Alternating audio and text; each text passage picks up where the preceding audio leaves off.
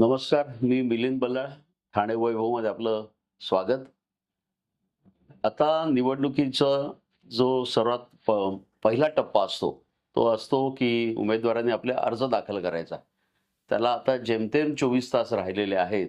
परंतु परिस्थिती अशी आहे, की जरी युती, आघाडी वगैरे सगळ्या झालेल्या असल्या, तरी जागा वाटप मात्र निश्चित झालेलं नाहीये आणि त्याच्यामुळे जे संभाव्य उमेदवार आहेत किंवा जे इच्छुक आहेत, त्यांच्यावर टांगती तलवार आहे.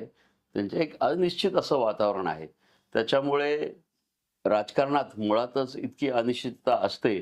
त्यात ही अशा पद्धतीचा एक अनिर्णायक टप्पा जो असतो, की नेमकं तिकीट कोणाला द्यायचं.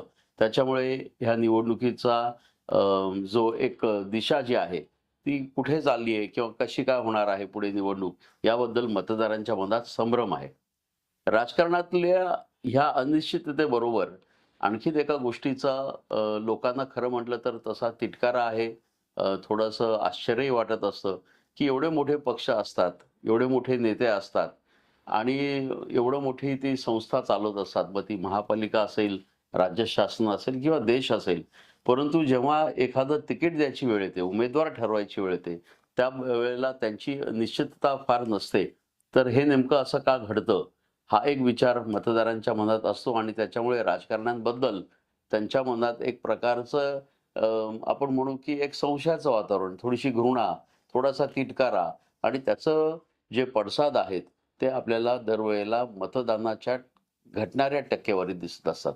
यावेळेला मतदानाची जी टक्केवारी आहे, ती घटण्याची अजून एक कारण म्हणजे कारण होऊ शकतं आणि त्याची मला फार भीती वाटते. ती अशी की इथे महापालिकेच्या निवडणुकीचं संपूर्णपणे वातावरण तापू लागलेलं असताना नगर परिषदा आणि नगरपंचायतीच्या ज्या निवडणुका झाल्या, त्या निवडणुकीला जो निकाल आहे, त्या निकालावरून ज्या काही घटना घडतायत, त्या निश्चितच झोप उडवणार आहेत. खास करून खोपोली येथे जो एका नगरसेविकेच्या नवऱ्याची जी अतिशय निर्घृणपणे हत्या झाली, त्याच्यामुळे राजकारणातलं गुन्हेगारीकरण किती टोकाला पोहोचलेलं आहे आणि किती क्रूर अशा पद्धतीने स्पर्धा ही चालते किंवा वैमनस्य जे आहे ते इतक्या ह्या टोकाला जातं, तर त्याबद्दल सुद्धा लोकांच्या मनात एक निश्चितच थोडीशी चिंतेची भावना आहे आणि त्याचा सुद्धा परिणाम होऊ शकतो. राजकारण आणि गुन्हेगारीकरण ह्याचं खरं म्हटलं तर समीकरण पूर्वीच झालेलं आहे आणि ते दुर्दैवाने समाजाने स्वीकारलेलं आहे. कारण की जो उमेदवार ज्याच्या साधारणपणे एक उपद्रव मूल्य आहे, तर त्या उपद्रव मूल्याकडे आपण इलेक्टिव्ह मेरिट म्हणून जेव्हा बघायला लागतो, तेव्हा मग गुन्हेगारीकरणाला आपण जवळ-जवळ कायदेशीर पद्धतीने आपण ती स्वीकारली आहे, अशा पद्धतीचं आपलं वर्तन होऊ लागतं. त्यामुळे ह्या वेळेला सुद्धा जेव्हा तिकीटं वाटली जातील, तेव्हा किती राजकीय पक्ष आपला उमेदवार गुन्हेगारी पार्श्वभूमीचा नसेल याचा विचार करणार आहे, याबद्दल जनतेच्या मनात एक संभ्रम आहे, संशय आहे.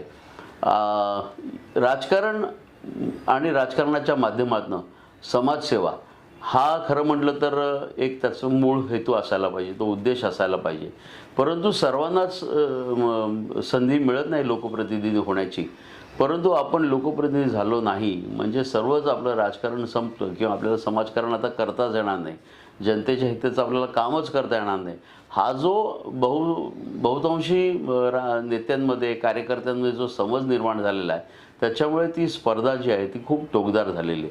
त्यामुळे संधी मिळाली नाही की त्याचे ताबडतोब पडसाद जे आहे ते समोरच्याची दुश्मनी करण्यात असतात. सुरुवातीला त्याचं स्वरूप बंडखोरीच्या रूपाने असतं, पक्षांतर होत असतात आणि ह्याच्यामुळे जनतेच्या मनात की नेमकं आपल्याला कोणाला मतदान करायचं, कारण की काही मतदार हे एका पक्षाला बांधलेले असतात. परंतु काही मतदार खास करून स्थानिक पातळीवरच्या निवडणुकीमध्ये पक्षापेक्षा त्या कार्यकर्त्याला, त्या उमेदवाराच्या लोकप्रियतेला, त्याच्या एकूण कर्तृत्वाला त्याची भुरळ पडलेली असते. त्याच्यामुळे तो पक्षही बाजूला ठेवतात. परंतु हा सगळा विचार एकीकडे सुरू असताना आपल्या उमेदवाराच्या बद्दल किंवा तो नंतर निवडून आल्यानंतर तो कसा त्याचं वर्तन असणार आहे, त्याची गुन्हेगारी वृत्ती जर असेल तर ती आपण किती स्वीकारणार आहोत, याचासुद्धा आता विचार मतदार करतील. कारण की ज्या घटना घडतात, म्हणजे हा राजकारणात राडा होणं हा इतका आता कॉमन झालेला आहे विषय, की एखाद्याला तिकीट मिळालं नाही तरी राडा, तिकीट मिळालं बंडखोरी झाली म्हणून राडा, आणि मग मतदानाच्या दिवशीसुद्धा राडे होतात.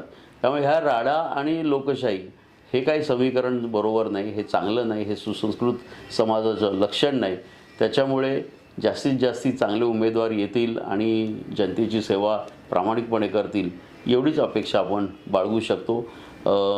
पुन्हा एकदा आपल्या सर्व दर्शकांना मी विनंती करीन की तुम्हालासुद्धा तुमची काही मतं असतील तर तुम्ही डेफिनेटली आमच्या ठाणे वैभवशी आमच्या वेबसाईटवर तुम्ही संपर्क साधून ती नोंदवू शकता. परंतु आपल्या सर्वांचा हेतू एकच आहे की ठाणे शहराचा विकास हा चांगल्या पद्धतीने व्हायला पाहिजे. कोणत्याही प्रकारचं तिथे हिंसाचार होता कामा नये. वैचारिक पद्धतीने विचारांची देवाणघेवाण होत हा जर विकास झाला तर तो अधिक चांगला असेल, तो सुसंस्कृतपणाचं ते लक्षण असेल.